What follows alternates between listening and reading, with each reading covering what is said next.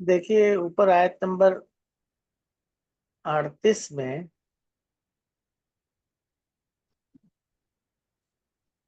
فَإِمَّا يَأْتِيَنَّكُم مِّنِّي هُدًى فَمَن تَبِعَ هُدَايَ فَلَا خَوْفٌ عَلَيْهِمْ وَلَا هُمْ يَحْزَنُونَ۔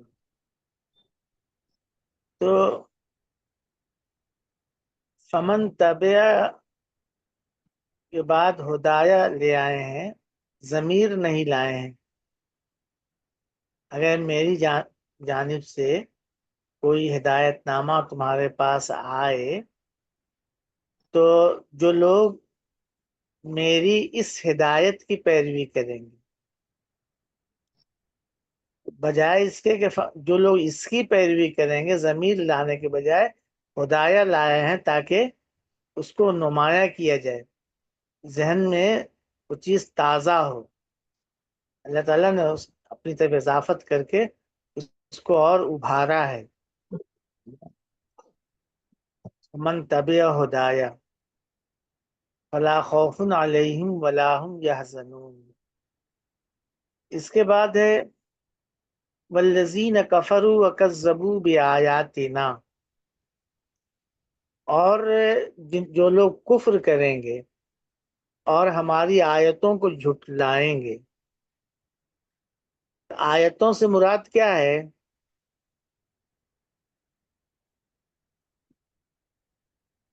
اسی جو ہدا ہے نا، جو ہدایت آئے گی، جو ہدایت نامہ آئے گا، خدا سے مراد وہی ہے، میری طرف سے آنے والی ہدایت جو آئے گی تو اس کو جو لوگ جھٹلائیں گے، اس کو نہیں تسلیم کریں گے۔ کافرو، کافرو کی وضاحت ہے وکذبوا بآیاتنا، کفر کریں گے اور ہماری آیات کو جھٹلائیں گے۔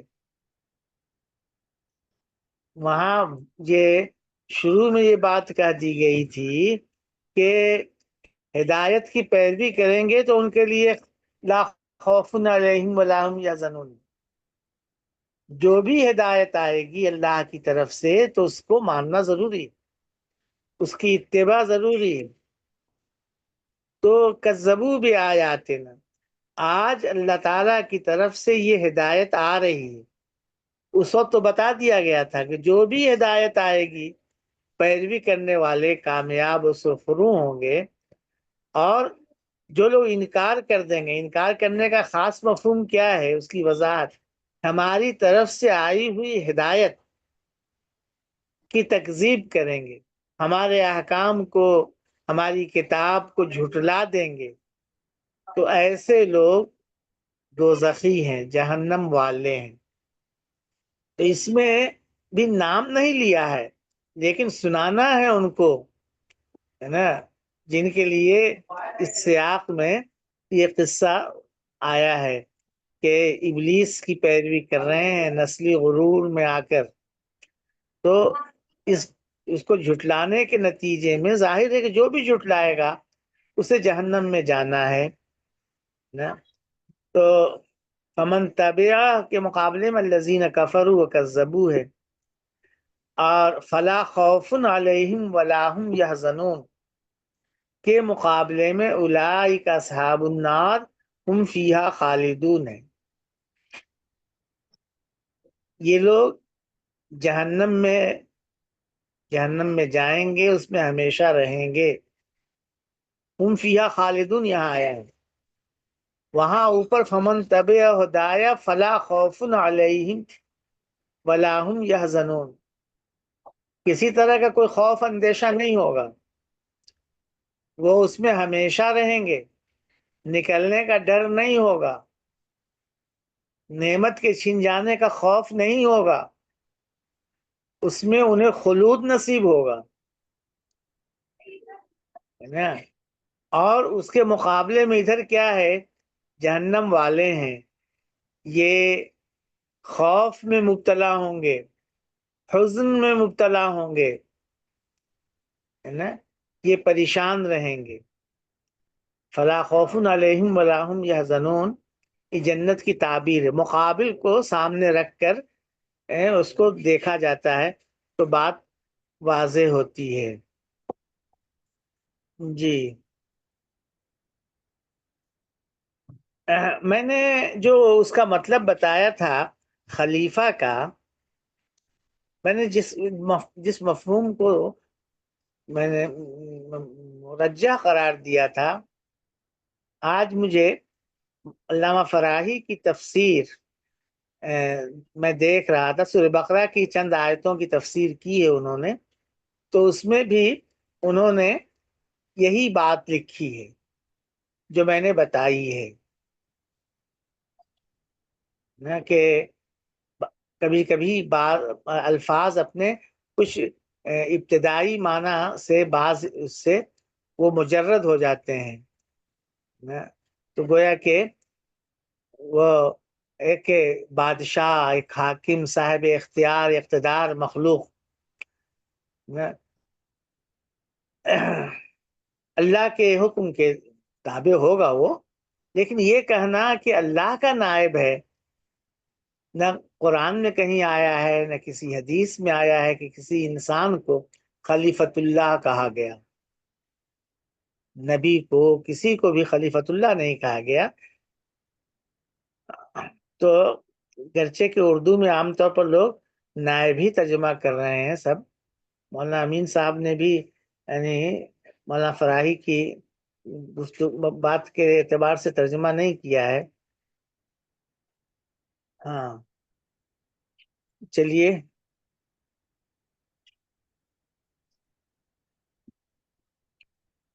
تو یا بنی اسرائیل اسکرو والی آیت پڑھی تھی ہم لوگوں نے نا، تو اسرائیل کے بیٹوں، یعقوب کے بیٹوں، اسرائیل یعقوب علیہ السلام کا لقب ہے، میرے اس احسان کو یاد کرو جو میں نے تم پر کیا ہے،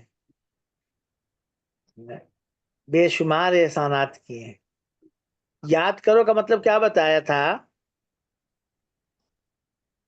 ان کا شکر ادا کرو، ناشکری نہ کرو، تم پر بڑے احسانات ہم نے کیے ہیں، اور اسی یاد کرنے کا تقاضا یہ ہے ان نعمتوں کے، وَأَوْفُوا بِعَهْدِي أُوفِ بِعَهْدِكُمْ، جو مجھ سے کیے ہوئے عہد کو، جو عہد تم نے مجھ سے کیا ہے وہ پورا کرو، تو میں نے تم سے جو عہد کیا ہے وہ میں پورا کروں، میں نے یہ عہد کیا ہے کہ انی معکم، اگر تم لوگ اپنے عہد پر قائم رہو گے، مجھ پر ایمان صحیح معنوں میں، میری اطاعت، میرے رسولوں کا ساتھ، ان کی یعنی یہ سب کرو گے تو میری نصرت اور تائید تمہیں حاصل ہوگی، اور تم نے یہ سب وعدے کیے تھے، اوفو بعہدی اوفی بعہدکم، جس میں کہ خاص طریقے سے اس سیاق میں آخری نبی کے تعلق سے جو شرارتیں کر رہے ہیں اس عہد کو نبھانے کی بات ہے۔ عہد کا لفظ اسم کے طور پر بھی آتا ہے وعدہ، اور عہد مصدری معنی میں عہد کرنا، کسی سے کوئی وعدہ کرنا، کسی چیز کی ذمہ داری لینا جو ہوتا ہے عہد و پیمان میں، وہ معنی بھی ہوتے ہیں یا اسی معنی میں ہے۔ وَإِيَّایَ فَارْہَبُونِ، دیکھیے رہبہ کسے کہتے ہیں؟ رہبہ جو ہے کسی عظمت اور جلال والی ہستی کے تصور سے دل میں جو کیفیت طاری ہوتی ہے، جو ایک طرح سے کپ کپی پیدا ہوتی ہے نا، ایک اضطراب، بے چینی والی کیفیت،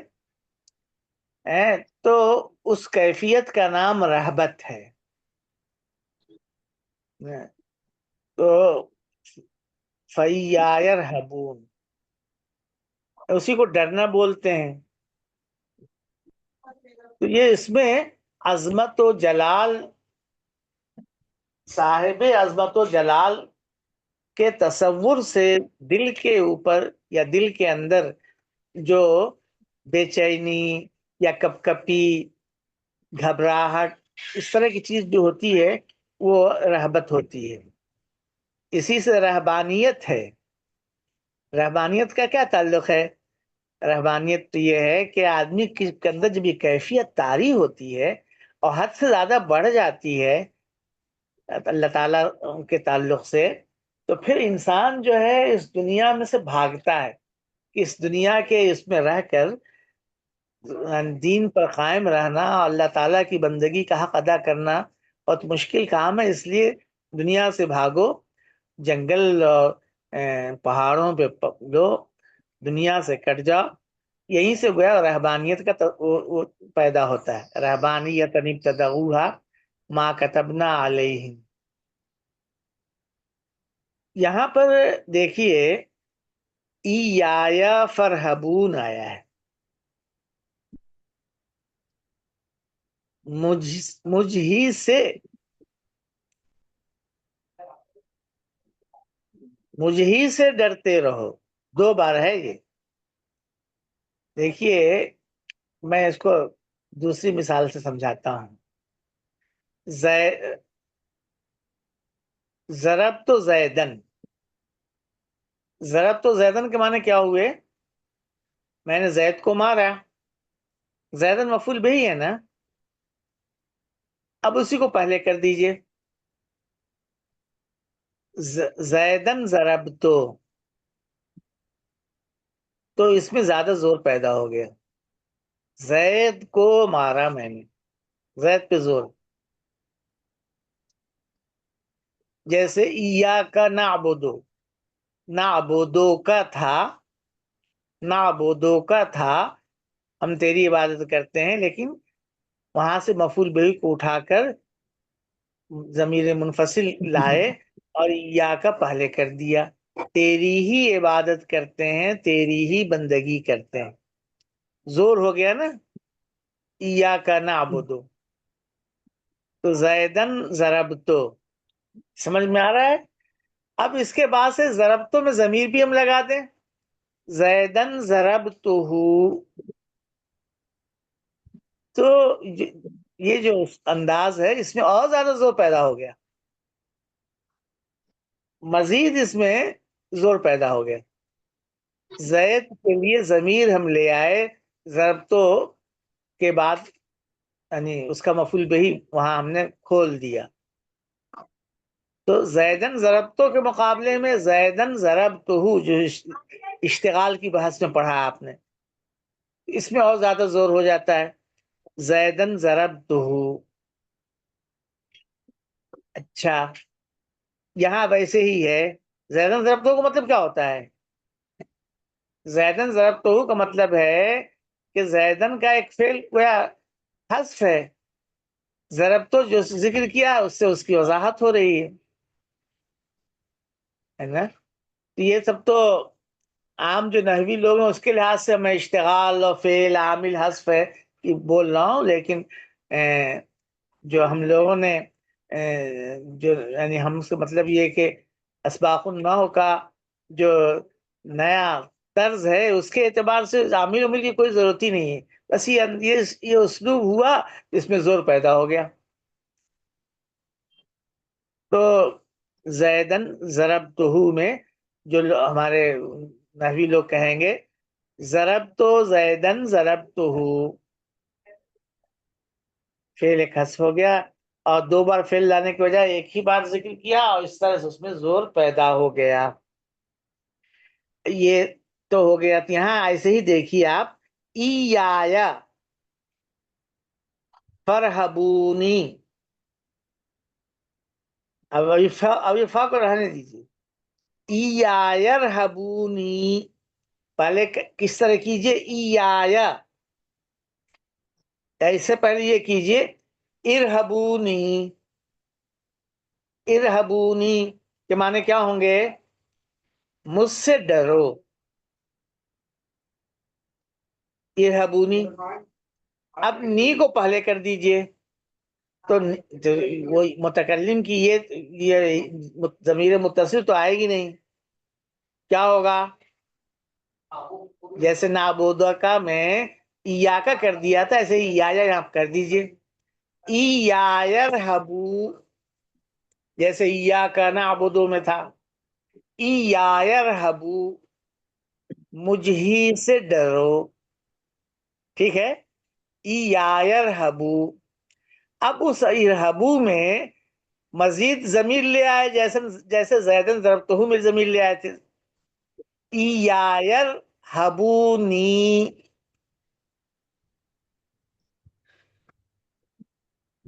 دیکھ رہے ہیں؟ پہلے ہی تھا ایایا یرہبو، مجھے سے ڈرو، اب ضمیر لگ گئی، نی لگ گئی، ضمیر یہ جو ہے نا وہ لگ گئی، وہ تو نون وقایا ہے، تو اب اس میں مزید زور پیدا ہو گیا، ایایر حبونی، اب یہ کو حذف کر دیا ہے اور کسرہ اس کی اس علامت کے طور پر باقی ہے، اس لیے وزن وہی آ رہا ہے، خالدون، یحزنون، فتقون، تو یہ کو حذف کر دیا ہے، فرحبونی تھا وہ اصلاً، یہاں تک بس بات سمجھ میں آ گئی نا؟ اب اس میں مزید زور پیدا ہو جاتا ہے جب اس پہ فا داخل کر دیتے ہیں، ابھی تک تو تھا یا یرہبونی، اب فعل پر فے داخل کر دیا، جیسے یہاں ہے نا وَإِيَّايَ فَارْهَبُونِ، یا فرحبون، یہ فے جو ہے یہ گویا بتاتا ہے کہ یہاں شرط ہے، شرط کا مفہوم ہے، اور اسی وجہ سے معنی میں زیادتی پیدا ہو جاتی ہے، خاص اہتمام اور زور اور تاکید جو ہے پیدا ہوتی ہے، یعنی کچھ بھی ہو، مہما یکم من شیء، کچھ بھی ہو، تم تو میری ہی بندگی کرو، کسی چیز کا خیال نہیں کرنا ہے، بس میری بندگی کرو، مہما یکم من شیء، اس مفہوم کی کوئی چیز ہے نا وہ رہے گی، مہما یکم من شیء، یا اس مفہوم کی کوئی چیز حذف ہوگی، ہے نا؟ اب دیکھیے نا، یہ فا لگا دیتے ہیں تو اس کی وجہ سے زور پیدا ہوتا ہے، وہ زور جو ہے اس میں آپ نے سورہ مدثر سب کو یاد ہوگی، یا ایھا المدثر قم فانذر وربک فکبر، ربک کا مفعول بہی ہے، پہلے لے آئے ہیں، کبر کا مفعول بہی ہے، فے داخل کر دیا، آگے بھی ربک فکبر، وربک فکبر، والرجز فہجر ہے،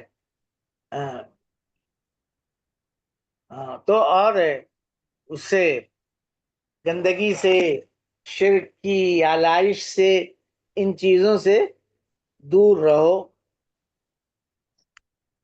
وَرَبَّكَ فَكَبِّرْ وَثِيَابَكَ فَطَهِّرْ وَالرُّجْزَ فَاهْجُرْ، وَثِيَابَكَ فَطَهِّرْ میں یہاں بھی وہی ہے، اور اپنے کپڑوں کو بالکل پاک و صاف رکھو، اپنے دل کے دامن کو شرک کی ہر آلائش سے، ہر طرح کی گندگی سے بالکل صاف ستھرا رکھو اپنے دامن دل کو، وَالرُّجْزَ فَاهْجُرْ، اور گندگی، شرک کی آلائش، اس کو ترک کر دو، اس سے دور رہو، تو ربک فکبر، ثیابک فطہر، والرجز فہجر، سب میں فعل آئے ہیں، یہاں پہ گویا شرط سمجھی جا رہی ہے، اما ربک فکبر، اگر اب کچھ بھی ہو تمہیں اپنی طرف کی کبریائی کا اعلان کرنا ہے نا؟ اگر کسی کی کبریائی کا اعلان کرنا ہے تو اپنے رب ہی کی کبریائی کا اعلان کرنا ہے، کچھ بھی ہو تمہیں یہی کام کرنا ہے، اس مفہوم کی شرط وہاں سمجھی جاتی ہے نا؟ تو اسی طرح سے وَإِيَّايَ فَارْهَبُونِ، تم لوگ مجھ ہی سے ڈرتے رہو، عبارت سب کی سمجھ میں آ گئی نا؟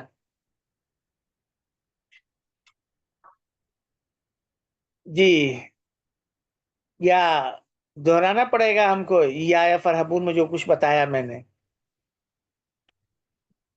بولیے بغیر کسی اس کے۔ ہاں ایک بار دوہرا دیجیے نا۔ اچھا دیکھو، میں نے کہا ضرب تو، اب میں صرف ضرب تو زیدن سے مثال دوں گا، آسان ہے وہ۔ ضرب تو زیدن مانے کیا ہوئے؟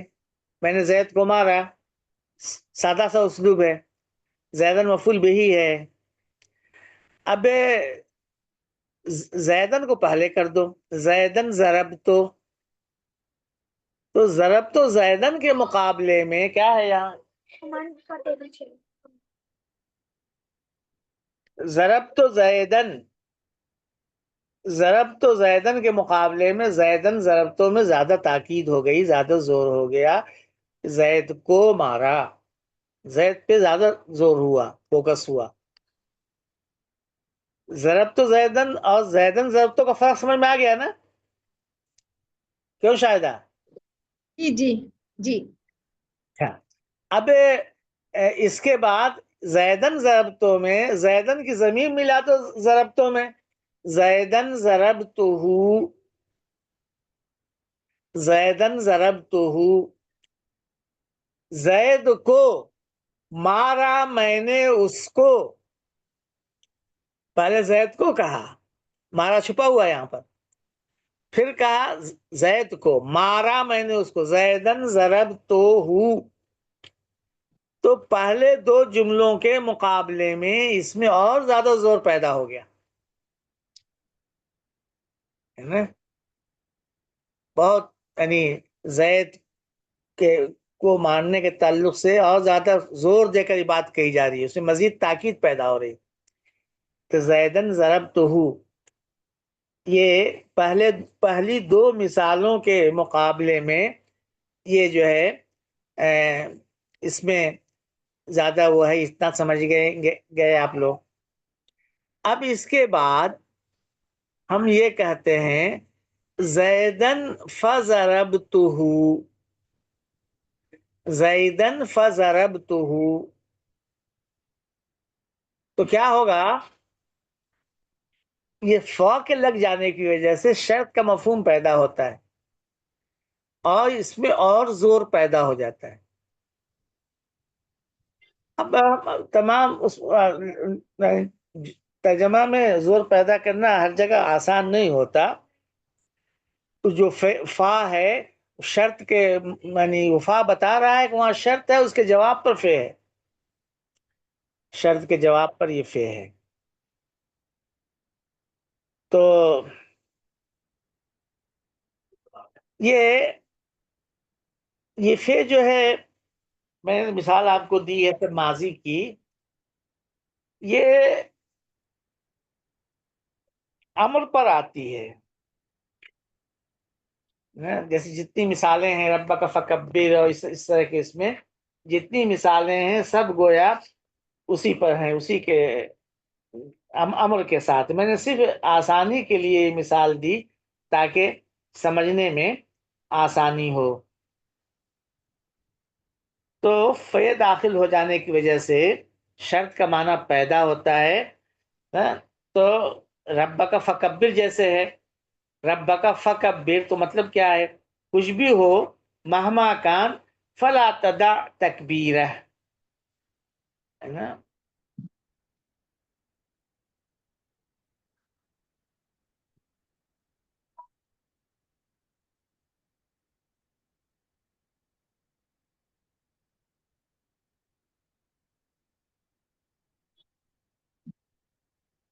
تو ایسے ہی ہے یہاں، وَإِيَّايَ فَارْهَبُونِ،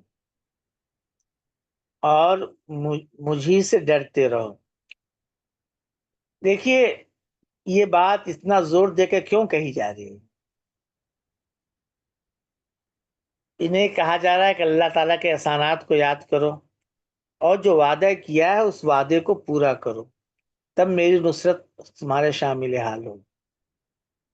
سب سے ابھرا ہوا عہد و پیمان اس وقت کے اعتبار سے، یعنی جس وقت یہ آیتیں نازل ہو رہی ہیں، یہ ہے کہ اس نبی پر ایمان لاؤ، اس کا ساتھ دو۔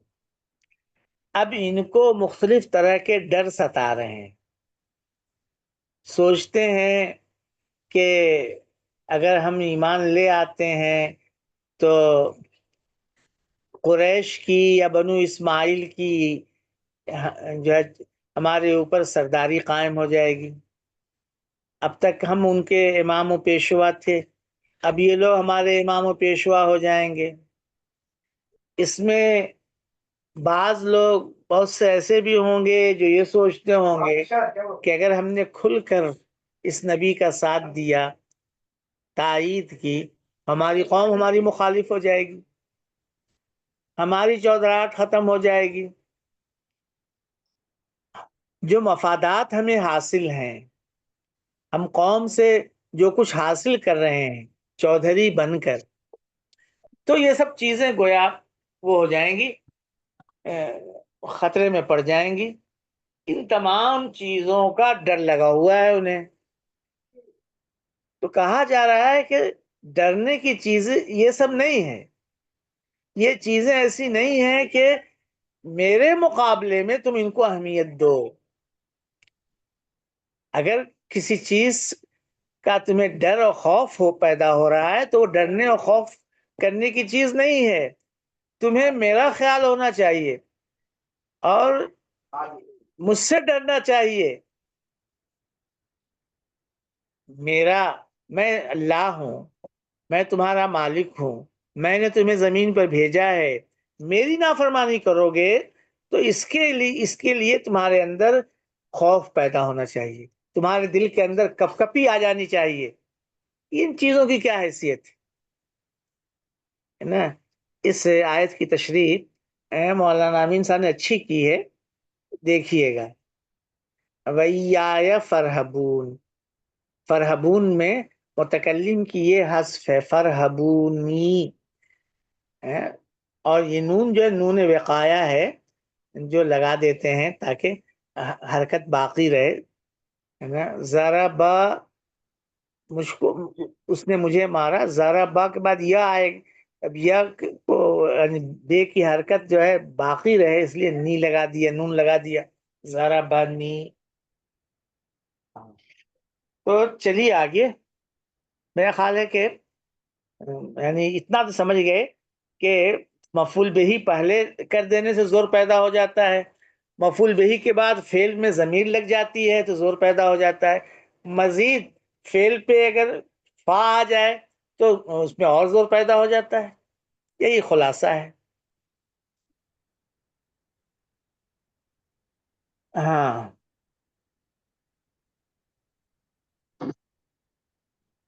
آگے چلیے۔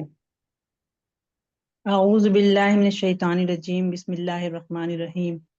وآمنوا بما انزلت مصدقا لما معكم ولا تكونوا اول كافر به ولا تشتروا بآياتي ثمنا قليلا وإياي فاتقون۔ ہاں، اور ایمان لاؤ اس پہ جو میں نے نازل کیا ہے، جو تصدیق ہاں، کرتی ہے اس چیز کی جو تمہارے پاس ہے،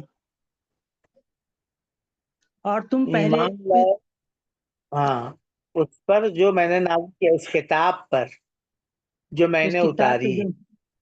جی، جو ہاں، تصدیق کرتی ہے اس کتاب کی جو تمہارے پاس ہے، اور تم اچھا، ہی اس کے پہلے انکار کرنے والے نہ بنو۔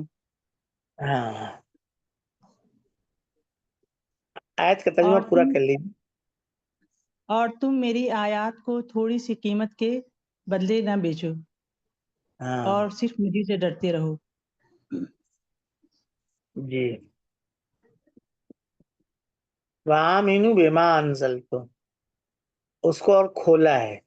اوپر جو بات کہی تھی، عہد کو پورا کرنے اور مجھ سے ڈرنے کا صاف مطلب یہ ہے جو کتاب میں نے نازل کی ہے اس پر ایمان لاؤ، ہے نا؟ یعنی قرآن پر ایمان لاؤ۔ اس میں خود بخود یہ بات ہے کہ محمد صلی اللہ علیہ وسلم پر ایمان لاؤ، ان کو اللہ کا نبی مانو۔ میں نے آغازی میں کہا تھا نا، ذالک الکتاب لا ریب فیہ کی جو وضاحت کی تھی میں نے، کو سامنے رکھ لیجیے. وہ کتاب بما انزلتو ماں کا صلہ ہے، اس کے اندر ضمیر حذف ہے. بما انزلتو ایسا بہت ہوتا ہے، مفعول بہ کی ضمیر کو اکثر حذف کر دیتے ہیں. اسی انزلتو میں جو ضمیر حذف ہے، ماں کی طرف پلٹنے والی ضمیر صلہ کے اندر، اسی ضمیر سے مصدقاً حال ہے. جو کتاب میں نے نازل کی ہے اس پر ایمان لاؤ.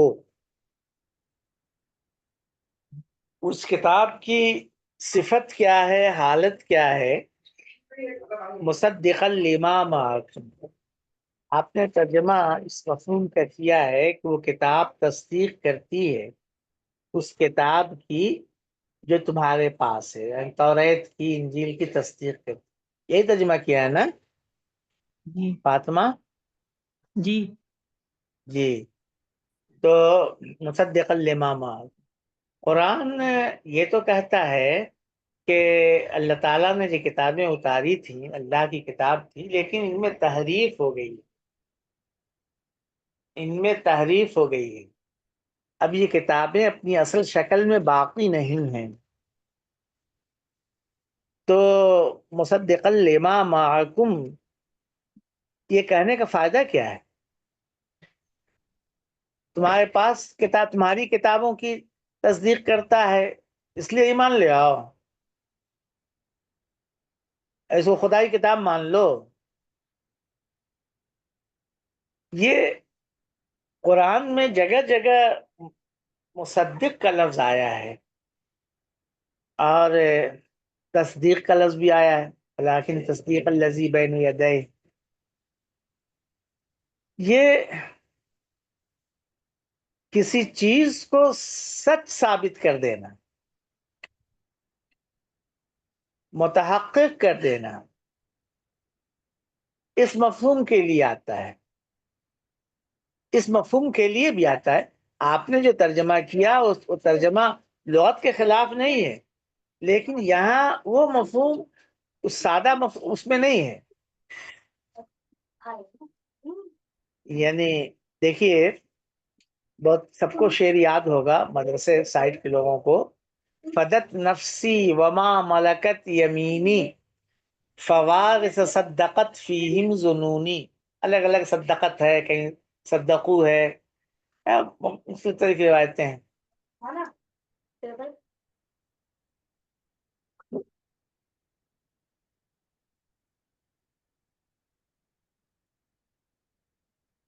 جی.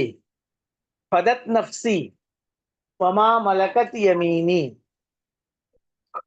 میری جان قربان ہو اور وہ سب قربان ہو جائے جو جس کا مالک میرا ہاتھ ہے. میری جان اور میرا مال قربان ہو. فوارث ان شاہ سواروں پر، صدقو فیہم ظنونی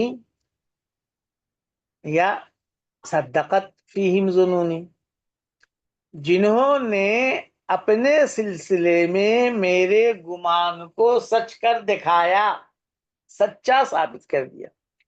میں جو ان کے بارے میں گمان رکھتا تھا، میرا جو تصور تھا، اس تصور کو انہوں نے بالکل سچا ثابت کر دیا ہے نا. یہ شعر سمجھ میں آ رہا ہے نا؟ یہ نہیں ہے یہاں کہ وہ جو ہے تصدیق کر رہا ہے، لیکن اس کو سچا کر دیا. قرآن میں ہے وَلَقَدْ صَدَّقَ عَلَيْهِمْ إِبْلِيسُ ظَنَّهُ. ابلیس نے ان کے اپنے گمان کی تصدیق کی، یہ نہیں کہنا ہے. ابلیس نے ان کے اوپر اپنے گمان کو سچ کر دکھایا. سورہ سبا میں ہے نا، ان لوگوں کی ہلاکت کے بعد سورہ سبا میں ہے فَلَقَدْ صَدَّقَ عَلَيْهِمْ إِبْلِيسُ ظَنَّهُ فاتبعوه الا فریقا من المؤمنین، سورہ سبا آیت نمبر 20۔ ابلیس نے اپنے گمان کو ان کے سلسلے میں بالکل سچ کر دکھایا۔ جو گمان اس نے کیا تھا، جو بات کہی تھی کہ لا تجد اکثرہم شاکرین، تو ان میں سے اکثر لوگوں کو شکر گزار نہیں پائے گا، اس کو اس نے پورا کر دیا، پورا کر دکھایا۔ سبا والوں کے تذکرے میں ہے یہ۔ یہاں مصدقا لما معاکم کا مطلب کیا ہے؟ جو اس چیز کو سچ کر دکھانے والی ہے جو تمہارے پاس ہے۔ تمہارے پاس کیا ہے؟ تمہاری کتاب کے اندر جو پیشن گوئیاں ہیں اس آخری نبی کے بارے میں، آخری رسول اور کتاب کے بارے میں جو پیشن گوئیاں ہیں، جو علامتیں ہیں، ان علامتوں کو یہ سچ ثابت کرنے والی، یعنی اس کتاب کے آ جانے کے بعد وہ پیشن گوئیاں سچی ثابت ہو رہی ہیں۔ وہ پیشن گوئیاں گویا اپنے مصداق کی منتظر تھیں۔ اگر یہ کتاب نہیں آتی تو پھر وہ تمہاری کتابوں میں جو پیشن گوئیاں ہیں وہ سچی ثابت نہیں ہوتی، وہ غلط ہو جاتی۔ اس کتاب نے آ کر ان پیشن گوئیوں کو سچا ثابت کر دیا۔ تو لما معکم میں تمہارے پاس جو کچھ ہے، مطلب تم جو پیشن گوئیاں رکھتے ہو اپنی کتابوں میں، تمہارے پاس اس نبی اور اس کتاب کے تعلق سے جو باتیں ہیں، جو پیشن گوئیاں ہیں، ان کو سچ ثابت کر رہی ہے۔ اب اس کا آپ ترجمہ مصداق کر سکتے ہیں کہ اس کتاب پہ ایمان لاؤ جو میں نے اتاری ہے، جو مصداق ہے ان پیشن گوئیوں کا جو تمہارے پاس ہیں، پیشن گوئیاں جو تم رکھتے ہو، جو تمہاری کتابوں کے اندر ہیں، ان پیشن گوئیوں کی مصداق یہ کتاب ان کے مطابق ہے۔ تو اس پر ایمان لاؤ۔ مصدقا لما معکم، تو مصدقا لما معکم ہر جگہ اسی مفہوم میں آیا۔ اب اس سے کیا ہوا؟ اس پر ایمان لانے کے حق میں دلیل ہو گئی۔ تمہاری کتاب میں جو کچھ لکھا ہوا اس کے مطابق یہ کتاب ہے، تمام علامتیں پوری ہو رہی ہیں، اس کا یعنی ان کا مصداق ہے، ان کے مطابق ہے۔ اس کے آ جانے سے تمہاری کتاب گویا سچی ثابت ہو رہی ہے۔ تو دونوں کے مفہوم میں کتنا فرق ہو جائے گا؟ اگر میں کسی چیز کی تصدیق کروں یا میں کوئی کتاب لکھوں اور اس میں وہ جو ہے پچھلی کتابوں کی تصدیق کر دوں کہ بھائی یہ جو ہے آسمانی کتابیں ہیں، تو کیا میری کتاب آسمانی کتاب ہو جائے گی؟ تو نہیں ہوتا۔ کب ہوگی؟ جب میری کتاب ان کی پیشن گوئیوں کے مطابق ہو۔ تو مصدقا لما معکم میں کب یہ مفہوم ذہن میں رکھیے گا۔ اور دیکھیے، اصلاح مسد الاصلاح سے پہلے ایک پرچہ نکلتا تھا الاصلاح کے نام سے۔ ایک زمانے میں اس کے مدیر مولانا امین حسن اصلاحی تھے، بعد میں مولانا عبداللہ اصلاحی ہوئے۔ اس میں قرآن سے متعلق جو مضامین آئے ہیں، قرآنی مقالات کے نام سے وہ کتاب شائع ہو گئی۔ قرآنی مقالات کے عنوان سے وہ کتاب شائع ہو گئی ہے، بہت زمانے سے پہلے شائع، آج ہی نہیں۔ جن لوگوں کو موقع ملے وہ اس کتاب کو پڑھیں۔ اس میں اس طرح کی بہت سی چیزیں جو ہیں ان پر مضامین ہیں، مصدق لما وغیرہ پر بھی ہوگا۔ تو بھائی یہ مصدق لما معکم سب کی سمجھ میں آیا؟ کیوں بھائی عائشہ؟ مجیب؟ جی جی، اور سر اس کے علاوہ جو کیجیے آپ۔ پہلا مفہوم ہے وہ کیا ہے؟ پہلا جو مفہوم یہ تھا کہ تمہاری کتاب کی تصدیق کر رہی ہے، کہتی کہ یہ سچی کتابیں ہیں۔ قرآن اس طرح تصدیق تو کرتا نہیں۔ قرآن تو کہتا ہے کہ اللہ تعالیٰ نے اتارا تھا، لیکن یہ بھی ساتھ ساتھ کہتا ہے کہ اس میں تحریف کر دی گئی، تبدیلی کر دی گئی، آگے اسی میں آئے گا۔ جی بہت ٹھیک سی باتیں خدا دی، میں نے بہت سی باتیں شامل کر دیں، لفظی تحریف، معنوی تحریف، الفاظ بدل دیے، جگہ بدل دی۔ تو یہ اس کے مطابق ہے، جو مصداق ہے ان پیشن گوئیوں کا جو تمہارے ساتھ ہیں، تمہارے پاس ہے۔ مطلب وَلَا تَكُونُوا أَوَّلَ كَافِرٍ بِهِ، اور تم سب سے پہلے اس کے انکار کرنے والے نہ بنو۔ بہی، ہی کا مرجع ایمان انزلتو، ایمان لاؤ، اور سب سے آگے، سب سے بڑھ کے اس کے منکر نہ بنو۔ یعنی یہ اس لیے کہا جا رہا ہے کہ تمہیں سب سے آگے بڑھ کر ایمان لانا چاہیے، اس لیے کہ تم اس کتاب کو اپنی پیشن گوئیوں کے مطابق پا رہے ہو، ساری علامتیں تم دیکھ رہے ہو، کس پر چسپاں ہو رہی ہیں، تو تمہیں آگے بڑھ کر ایمان لانا چاہیے۔ لیکن ایمان کے بجائے تم اس کے انکار میں گویا اول بن رہے ہو۔ وَلَا تَكُونُوا أَوَّلَ كَافِرٍ بِهِ۔ جی، تو اولا یہ اس میں تفضیل ہے نا، اور کافر نکرہ ہے، اگر جمع ہو تو پھر ال کے ساتھ لاتے ہیں۔ ہاں،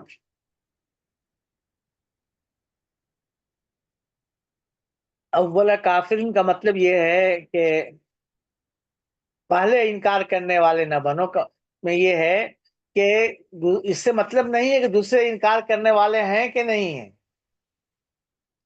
اب اول الکافرین ہوتا تو مطلب ہوتا کہ اور بھی لوگ انکار کرنے والے ہیں، ان میں پہلے۔ یہاں سیدھے سیدھے کہنا ہے کہ سب سے آگے بڑھ کر سب سے پہلے گویا انکار کرنے والے نہ بنو۔ اس سے بحث نہیں ہے کہ اور بھی انکار کرنے والے ہیں یا نہیں، یہ یہود سے یہ گفتگو ہو رہی ہے، جنہیں سب سے آگے بڑھ کر اس کا استقبال کرنا چاہیے تھا، اس کو ہاتھوں ہاتھ لینا چاہیے تھا۔ اس کا یہ مطلب نہیں ہے کہ بھائی بعد میں انکار کر دینا، دوسرے لوگ انکار کر دیں تو تمہارے لیے انکار کرنا جائز ہو جائے گا، یہ مطلب نہیں ہوتا ہے نا؟ یعنی مزید شناعت ظاہر کرنے کے لیے اس طرح کے الفاظ آ جاتے ہیں، تمہیں تو سب سے آگے بڑھنا چاہیے لیکن سب سے پہلے تم وہ کر رہے ہو۔ کوئی شخص یہ کہہ سکتا ہے کہ بھائی پہلے تو انکار کیا قریش کے لوگوں نے، یہ تو بعد میں ہے۔ قریش کے لوگ سب نے انکار نہیں کیا، بہت سے لوگ ایمان لائے، اور بنو اسماعیل میں یہ اوس و خزرج بھی ہیں، اوپر جا کے سب مل جاتے ہیں۔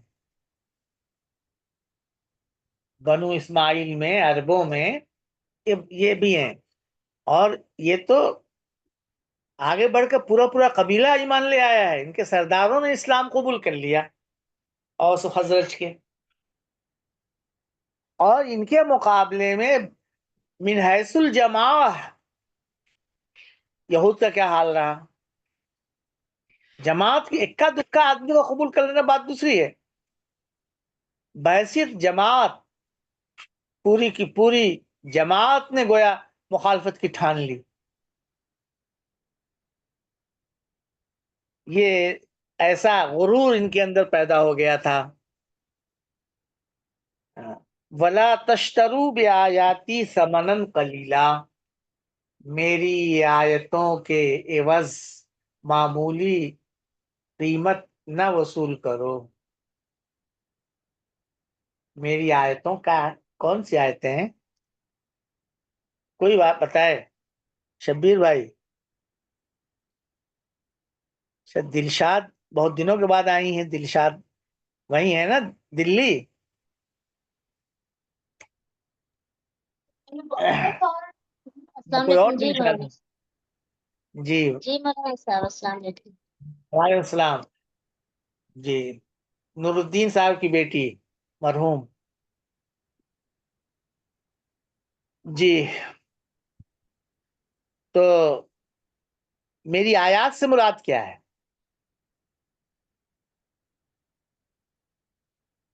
کن آیات کو یہ بیچ رہے تھے؟ جن میں پیشن گوئیاں ہیں۔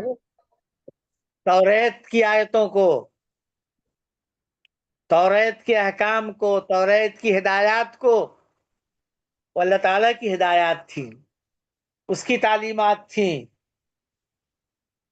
ان کو اپنے حقیر دنیاوی مفادات کے بدلے گویا کہ وہ ان کو نظر انداز کر رہے تھے،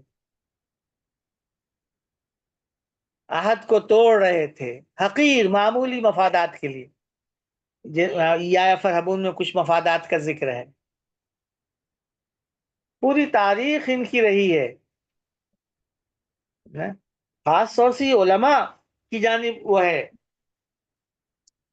کہ ولا تشترو بآیاتی ثمنا قلیلا، یعنی میری آیات توریت اور اس کی جو تعلیمات ہیں، ہدایات ہیں، ان پر عمل کرنا چاہیے۔ عمل کا تقاضا یہ ہے کہ ایمان لاؤ۔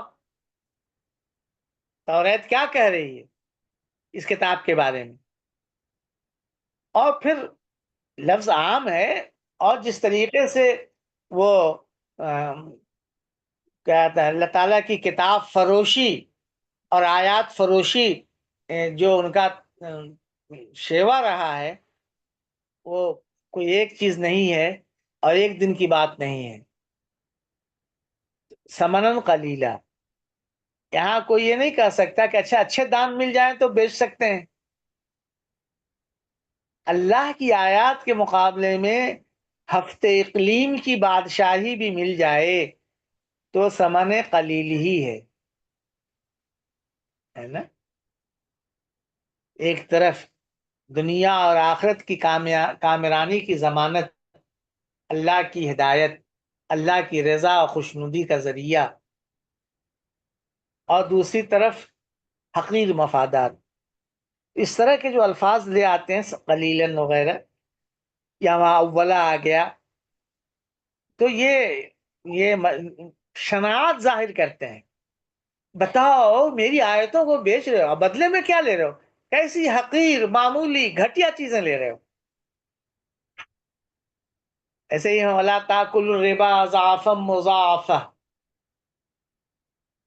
سود نہ کھاؤ بڑھتا چڑھتا، 1 کا 5، 5 کا 10، 10 کا 100، 100 کا 1000 ہوتا چلا جاتا ہے۔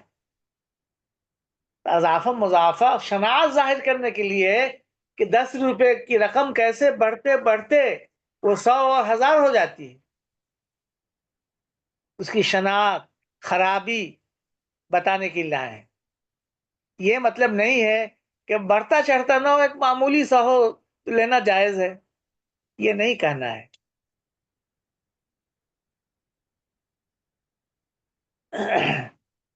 اس طرح کی اور بھی قرآن میں آپ کو چیزیں ملیں گی کہ کوئی شرط لگا دی گئی یا کوئی لفظ لے آئے تو بس وہ شناعت ظاہر کرنے کے لیے آتے ہیں۔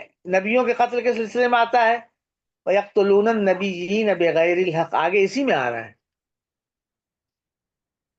يَقْتُلُونَ بِغَيْرِ الْحَقِّ، ناحق نبیوں کو قتل کرنے کے حق کی کوئی شکل ہو سکتی ہے، اس کا کوئی حق ہو سکتا ہے؟ بغیر الحق، مزید اس کے خراب ہونے اور غلط ہونے اور شنی ہونے کو بتا رہا ہے۔ تو وہی فتقون، وہی یا فتقون، اور مجھی سے بچتے رہو، میرے ہی عذاب سے بچنے کی کوشش کرو، بچو مجھی سے، بچو مجھی سے، یعنی میرے عذاب سے۔ دیکھیے وہاں ارہبون تھا، کسی کی عظمت اور جلال کے خیال سے دل کے اندر جو کپکپی اور لرزہ طاری ہوتا ہے وہ گویا رہبت تھی۔ تو میرا لرزہ طاری ہونا چاہیے، دوسری چیزوں کا لرزہ نہیں۔ یہاں فتقون آیا ہے، یہاں بھی بالکل وہی اسلوب ہے نا جو میں نے یا فرحبون میں بتایا، تو بالکل وہی ہے۔ اب یہاں پہ خالی لفظ اتقون کا معنی آپ کو سمجھ لینا ہے۔ وقا یقین مانے کسی کو کسی چیز سے بچانا، یا الذین آمنوا قوا انفسکم واہلیکم نارا، اے ایمان والو اپنے آپ کو اور اپنے گھر والوں کو آگ سے بچاؤ۔ وقینا عذاب النار، ہم دعا میں کہتے ہیں نا وقی، اور تے بچا نہ ہم کو عذاب نار سے، نقصان دہ چیز سے محفوظ رکھنا، بچانا، یہ ہے وقا یقی مجرد میں۔ اور جب یہ باب افتعال میں گیا، اتقا یتقی ہو گیا، تو اپنے بچاؤ کا انتظام کریں۔ افتعال کی خاصیت اپنے لیے، پہلے اپنا۔ تو بہت سی چیزوں سے آدمی بچتا ہے، بہت سے خطرات سے بچنے کی کوشش کرتا ہے، بہت سی چیزیں ہوتی ہیں جن سے انسان بچنا چاہتا ہے۔ بات ایک ہی ہے دونوں میں، یہاں لفظ کو کہا کہ اگر بچنے کی چیز ہے، کوئی خطرے کی چیز ہے، نقصان کی چیز ہے، جس کو تم سمجھتے ہو کہ نقصان ہے، تو سب سے بڑا تو نقصان یہ ہے کہ تم وہ سب کر کے میرے عذاب میں پھنس رہے ہو۔ میرے عذاب سے بچنے کی کوشش کرو، میرے عذاب سے بچو، وَإِيَّایَ فَاتَّقُونِ۔ تو اور کسی کو کچھ پوچھنا ہے تو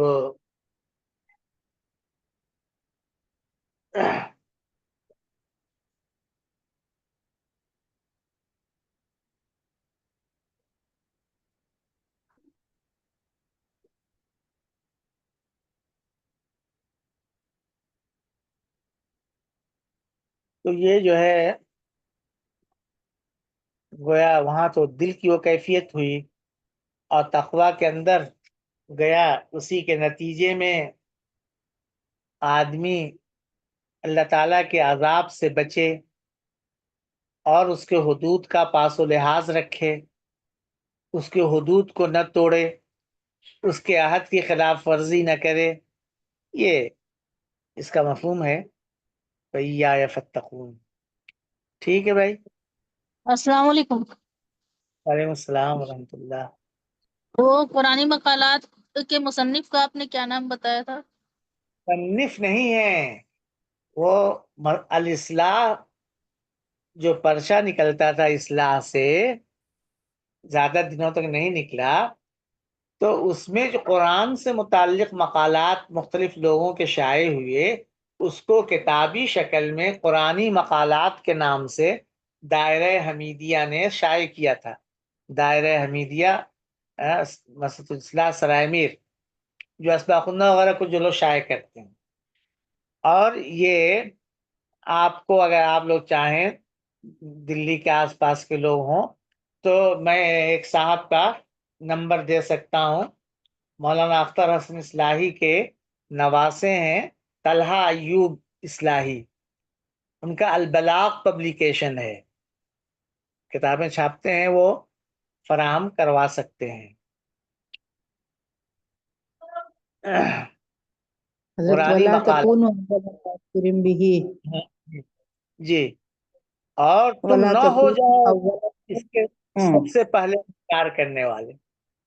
اس سے پہلے بھی، اس سے بےہی کا مطلب بحاصل کتاب بما انزل، تو جو کتاب میں نے جو نازل کی ہے اس کتاب کے سب سے پہلے انکار کرنے والے نہ بنو۔ اچھا، اس کے، جو اس کتاب میں کتاب نے کے، نازل کی ہے اس کے سب سے پہلے انکار کرنے والے نہ بنو۔ ہی میں ہی کا مرجع ماں ہے۔ اب ظاہر ہے کہ کتاب یا کتاب کا لانے والا سب لازم و ملزوم ہے، देखिए ऐसे ही हिम्मत करके आप लोग बोला कीजिए, अस्सलाम वालेकुम। एकदम खामोशी रहती है और हमारी समझ में नहीं आता कि कितना अंदर जा रहा है, कितना बाहर ही रह जा रहा है। ये कैसा अदब है और कैसा वो है? या फिर ये है कि सब लोग डरते झिझकते हैं कि बोलेंगे तो वो बेइज्जती हो जाएगी। अस्सलाम वालेकुम। वालेकुम सलाम। और जी, इसको विस्तार तर्जुमा मत कर दें दोबारा। वला तशतरू बिआयाती समनन कलीला। इसको मतलब दोबारा बता दूं या क्या? तर्जुमा। अच्छा, तर्जुमा आपने सही किया था, चाहे वैसे कीजिए। मेरी आयतों के एवज मामूली और हकीर अ, चीजें न लो। आपने मफहूम सही अदा किया था कि मामूली कीमत के बदले मेरी आयतों को न बेचो। बात एक ही है, इश्तरा यश्तरी, अशिया का तबादला अशिया से होता था पहले ना। ये नोट वगैरह तो नहीं थे, सिक्के नहीं थे, तो हर आदमी बाय होता था, हर आदमी मुश्तरी होता था। हमको जो चीज जिस चीज की जरूरत है, हम गेहूं लेके चावल ले लिया। उसको चावल की जरूरत थी, गेहूं की जरूरत थी, उसने गेहूं ले लिया। हम बाय भी है, मुश्तरी भी है, ऐसे सामने वाला भी है। तो ये लफ्ज जो है ना, गोया के तरजीह देना या किसी चीज के बदले में कोई चीज इख्तियार करना। मेरी आयतों के बदले में तुम मामूली हकीर चीजें न लो। वही मतलब उसका है कि मेरी आयत हकीर कीमत के बदले मेरी आयतें न बेचो। क्योंकि बे आयाती आयात पे बे आया है, इस वजह से लफ्ज की रियायत करके मैंने समझाना चाहा था। जिस चीज के बदले कोई चीज खरीदते हैं उस पर बे आएगा। मेरी आयात के बदले समन कलील को तो कोई खरीदता नहीं, समन कलील को न लो। समन को तो नहीं खरीदता ना कोई, मेरी आयतों के बदले समन मामूली न लो। अब इससे उतना मफहूम वाज़ेह नहीं होता जितना कि उससे होता है जो आपने किया था कि मामूली कीमत के बदले, हकीर कीमत के बदले मेरी आयतों को ना बेचो। इससे मफहूम ज्यादा वाज़ेह होता है। हाँ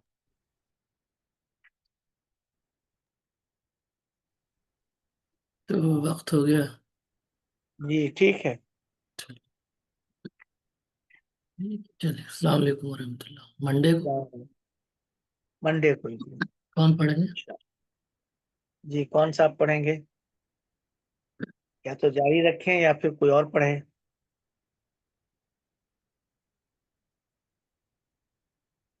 हाँ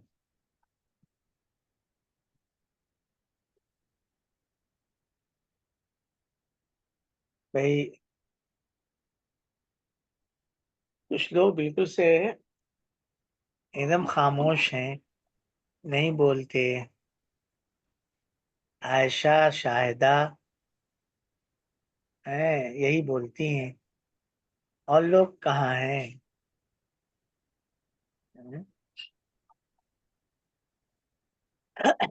जी, क्या मसला है? कोई अल्फाज तो बहुत मुश्किल नहीं है। मदनी सूरतों के अल्फाज और जुमले ज्यादा आसान है मक्की सूरतों के मुकाबले में। हाँ, तबस्सुम।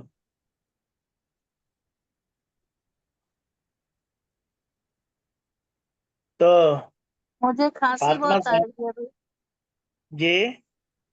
मुझे इस वक्त खांसी बहुत आ रही है। अच्छा अच्छा, अल्लाह ताला आपकी खांसी अच्छे ठीक कर दे, तो फिर आप पढ़ेंगी। हाँ, मुजीब। हाँ, तो भाई जी हम ही ठीक पढ़ है तो। लेते हैं। हाँ, कौन कह रहा है? शाहिदा। जी हाँ, शायदा, ठीक है, शाहिदा। अच्छी बात। ठीक है, ठीक, शायदा पढ़ेंगे जी। ठीक है। अस्सलाम वालेकुम वरहमतुल्लाह।